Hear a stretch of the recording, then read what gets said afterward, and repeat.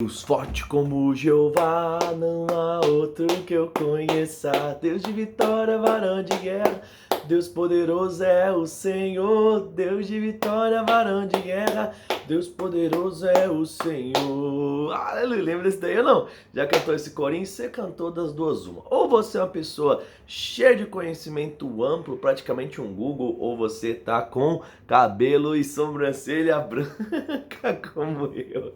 E aí, que geração que você é? Você é um millennial ou você é uma pessoa aí que já nasceu antes, né, do ano de 2000? Como é que é a história? Eu, você é dessa galerinha recente que tá chegando aí, que eu não vou mais chamar de Nutella, porque tem uma galera, gente boa, firme e forte que tá nascendo nos últimos dias. São os nossos filhos, as nossas filhas, pessoas que amam o Senhor, que vivem a verdade. Amém, gente? Que alegria ter você aqui em mais um vídeo. Eu sou Leandro Machado e você tá pronto para ler a Bíblia? Se você chegou aqui novo, já se inscreve no canal, ativa o sininho, deixa seu like pro YouTube te avisar todos os dias que tem vídeo novo para você crescer. Pega a sua Bíblia, tô aqui com a minha revista atualizada.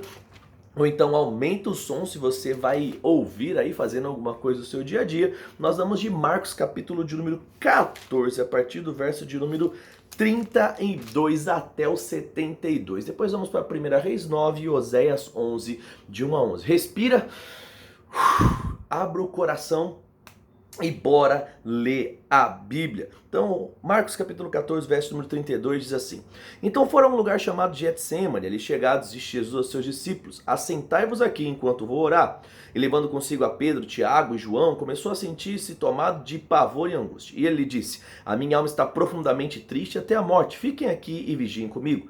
E adiantando-se um pouco, se prostrou em terra e orava para que, se possível, fosse poupada aquela hora. E dizia: Abba, Pai, tudo te é possível, então passa de mim esse cálice. Contudo, que não seja feito o que eu quero, e sim o que tu queres. Voltou e achou dormindo a Pedro e disse: Simão, por que tu dormes? Não pudeste vigiar nenhuma hora comigo? Vigiai e orai, para que não entreis em tentação. O espírito da verdade está pronto, mas a carne é fraca. Retirando-se de novo, orou, repetindo as mesmas palavras. Voltando, achou outra vez os discípulos dormindo, porque os seus olhos estavam pesados, e não sabiam agora o que lhe responder. E veio pela terceira vez e disse: Ainda dormis e repousais? Basta. Chegou a hora do Filho do Homem ser entregue nas mãos dos pecadores. Levantai e vamos, eis que o traidor se aproxima. Verso 43. E logo falava ele ainda, quando Judas chegou e um dos 12 com ele, vindo da parte dos principais sacerdotes, escribas e anciãos, com uma turba, com espadas e porretes. Ora, o traidor tinha lhe dado a seguinte senha: aquele que eu beijar é este, prende e levai em segurança. E logo me chamou, aproximando-se, lhe disse: Mestre, e o beijou. Então lhe deitaram as mãos e o prenderam. E nisso, um dos circunstantes, sacando a espada, feriu o servo do sumo sacerdote e cortou a orelha, né? Era o Pedrão, era o discípulo Pedrão. Nele diz 48: Disse-lhe Jesus: Saíste com espadas e porretes para prender-me, como a um salteador. Todos os dias eu estava convosco no templo ensinando, e não me prendeste. Contudo, é para que se cumpram as escrituras que fazem assim. Então, deixando, todos fugiram. Seguia um jovem coberto unicamente com um lençol e lançaram-lhe a mão, mas ele, largando o lençol, fugiu pelado. E levaram Jesus aos sumos sacerdotes, reuniram todos os principais sacerdotes, anciãos e escribas. Pedro seguira-o de longe até o interior do pátio do sumo sacerdote. Estava sentado entre os serventuários, aquentando-se ao fogo, né? Devia estar frio. Ele diz: os principais sacerdotes, todos do sinédrio, procuravam algum testemunho contra Jesus para condenar à morte, e não achavam, pois muitos testemunhavam falsamente contra Jesus, mas os depoimentos não eram coerentes. E levantando-se alguns, testificavam falsamente, dizendo: nós ouvimos declarar: eu destruirei este santuário edificado por mãos humanas em 3 dias, e construirei outro, não por mãos humanas. Nem assim o testemunho deles era coerente. Levantando-se o sumo sacerdote no meio, perguntou a Jesus: nada respondes aos que te depõem contra ti? Ele, porém, guardou em silêncio e nada respondeu. Tornou a interrogá-lo o sumo sacerdote. Ele disse: és tu o Cristo, filho do Deus bendito?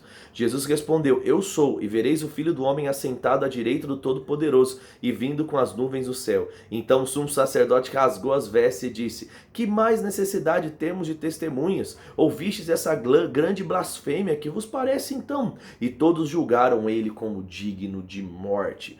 E propuseram-se então alguns a começar a cuspir nele, cobriram o rosto e deram murros e começaram a dizer: profetiza agora! E os guardas começaram a dar bofetadas. Estando Pedro embaixo do pátio, veio uma das criadas do sumo sacerdote, vendo a Pedro que se esquentava, fixou os olhos e disse: tu também estavas com Jesus o Nazareno. Mas ele negou, dizendo: não o conheço, nem compreendo o que você fala. Saiu para o alpendre, então o galo cantou. E a criada, vendo, tornou a dizer aos circunstantes: ah, é um deles. Mas ele outra vez negou. E pouco depois os que estavam ali disseram a Pedro: verdadeiramente és um deles, porque também tu és galileu. Ele, porém, começou a praguejar e a jurar: não conheço esse homem, não sei de quem você fala. E logo o galo cantou pela segunda vez. Então Pedro se lembrou da palavra que Jesus lhe dissera, que antes que 2 vezes o galo cantasse, ele negaria 3 vezes. E caindo em si, começou a chorar. Que coisa doida, né? A gente vê ali Jesus sendo entregue, a gente vê Pedrão negando Jesus, mas a gente sabe, querido, que tudo isso estava conduzindo para o cumprimento das promessas, e é exatamente por isso que eu e você estamos aqui. Se não fosse isso, nós não seríamos salvos. Bora lá então agora para 1 Reis, capítulo de número 9. Nós vimos o imenso sacrifício, né, que Salomão fez junto com o povo, né, no término ali do templo, né, para agradecer a Deus, para honrar juramento. Que coisa linda, né? Um momento da história que onde o povo parece que está se acertando com Deus. A gente sabe que lá na frente eles vão desviar tudo de novo, como a gente está lendo Oséias, né? Mas são estações. E ele diz assim, ó, 1 Reis, capítulo de número 9, né? Vamos ver aqui Salomão fazendo uma aliança com o Senhor. Diz assim, ó: sucedeu, pois, que tendo acabado Salomão de edificar a casa do Senhor e a casa do rei, tudo que tinha desejado, designado fazer, o Senhor tornou a aparecer-lhe como lhe tinha aparecido em Gibeão. E o Senhor lhe disse: ouvi a tua oração e a tua súplica que fizeste perante mim. Santifiquei a casa que edificaste e a coloquei por ali no meu nome para sempre. Os meus olhos e o meu coração estarão ali todos os dias. Verso 4. Se andares perante mim como andou teu pai Davi, né, com toda a integridade de coração e sinceridade, para fazer segundo tudo que te mandei, e guardares os meus estatutos e os meus juízos, então confirmarei o teu trono e o reino sobre Israel para sempre, como falei acerca de Davi teu pai, dizendo: não te faltará sucessor sobre o trono de Israel. Porém, se você e os vossos filhos de qualquer maneira vos apartardes de mim, e não guardardes os meus mandamentos, os meus estatutos que vos prescrevi, mas fordes e servides a outros deuses e os adorardes, então eliminarei Israel da terra que lhe dei, e é aí essa casa que santifiquei ao meu nome. Lançarei longe da minha presença, Israel virá a ser o provérbio e motejo entre todos os povos. E desta casa, agora tão exaltada, todo aquele que por ela passar pasmará, assoviará e dirá: por que procedeu o Senhor assim contra essa terra e essa casa? Responder-se-lhe-á: porque deixaram o Senhor seu Deus, que tirou da terra do Egito os seus pais, e se apegaram a outros deuses, e os adoraram e os serviram. Por isso trouxe o Senhor eles esse mal. Ao fim de 20 anos, versículo de número 10, terminará Salomão as 2 casas, a casa do Senhor e a casa do rei. Ora, como Hirão, rei de Tiro, trouxeram Salomão madeira de cedro, de cipreste e ouro, segundo todo o seu desejo, esse lhe deu 20 cidades na terra da Galiléia. Saiu Hirão de Tiro para ver as cidades que Salomão lhe dera, porém não lhe agradaram, pelo que disse: que cidades são essas que me deste, meu irmão? E lhes chamaram terra de Cabu até hoje. Hirão tinha enviado ao rei 120 talentos de ouro. A razão pelo qual Salomão impôs o trabalho forçado é essa: edificar a casa do Senhor e a sua própria casa, e Milo e o muro de Jerusalém, como também Razor e Megido e Gezer, ou Gezer. Porque Faraó, rei do Egito, subira e tomara Gezer e a queimara, e matar os cananeus que moravam nela, e com ela dotar a sua filha, mulher de Salomão. Assim, edificou Salomão em Gezer, Bet-Horon, a baixa, Balate, Tadmor no deserto daquela terra, todas as cidades armazéns que Salomão tinha, as cidades para os carros, as cidades para os cavaleiros, e o que desejou enfim edificar em Jerusalém, no Líbano, em toda a terra, sob o seu domínio. Deixa eu beber mais uma água aqui.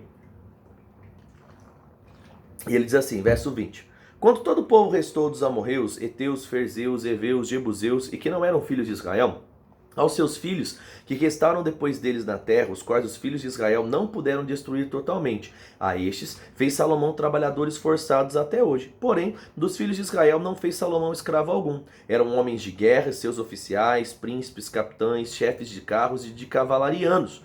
Os principais oficiais estavam sobre a obra de Salomão. Eram 550. Tinham estes o seu cargo, o povo que trabalhava na obra. Subiu, porém, a filha de Faraó da cidade de Davi, a sua casa, que Salomão lhe edificou. edificara. Então edificou a Milo, oferecia a Salomão 3 vezes por ano holocaustos e sacrifícios pacíficos sobre o altar que edificaram ao Senhor, e queimava incenso sobre o altar perante o Senhor. Assim acabou ele a casa. Fez o rei Salomão também naus em Ezion-Geber, que está junto a Elate, na praia do Mar Vermelho, na terra do Edom.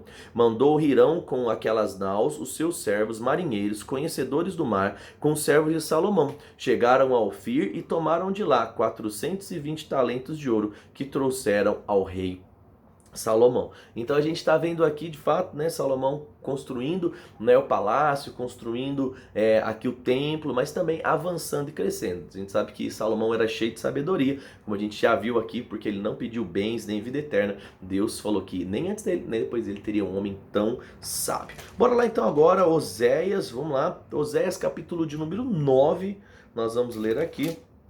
Lembra aquilo que a gente está falando? Israel está sendo castigado porque eles viraram as costas para Deus, né? Como a gente já viu aqui, Deus falou para Salomão, ó, se ficar bem, vai prosperar, vai crescer. Se virar as costas para mim, vai ser aniquilado. Então ele diz assim, ó, Oséias 9:1. Não te alegres, Israel, não te exultes com os povos, porque como prostituíste e abandonaste teu Deus, amaste a paga de prostituição em todas as eiras de cereais. A ele o largar não os manterão, e o vinho não lhes faltará. Na terra do Senhor permanecerão, mas Efraim tornará ao Egito, e na Assíria comerá coisa imunda. Não derramarão libações de vinho. Pera aí que eu tô achando que eu já li isso aqui, pera aí. É isso aí mesmo, agora que eu tô vendo aqui, ó, é o 11, eu tô vendo aqui errado, é Oséias 11 que a gente vai ler.